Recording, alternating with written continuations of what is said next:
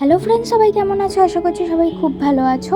আর দেখে তো বুঝতেই পারছো আমি চলে গিয়েছিলাম চিড়িয়াখানা। হ্যাঁ, তো শীতকাল, আর শীতকাল মানেই তো চিড়িয়াখানা, এটা তো সবারই গন্তব্য হয়েই থাকে।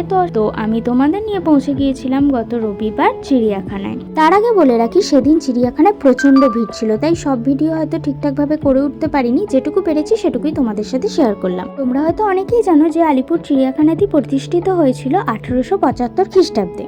এবার বলি, বিজ্ঞানীরা পশু পাখিদের আচরণ গবেষণার জন্যই হয়তো চিড়িয়াখানার মতন এই পশুশালা বা পশু সংগ্রহশালার আবিষ্কার হয় বলে মনে করা যায়। বিজ্ঞানীরা পশু পাখিদের এই আচরণ গবেষণার ক্ষেত্রে তাদের এমন জায়গায় রাখতে চেয়েছিল যেখানে তারা প্রকৃতির সাথে মিলেমিশে থাকতে পারবে।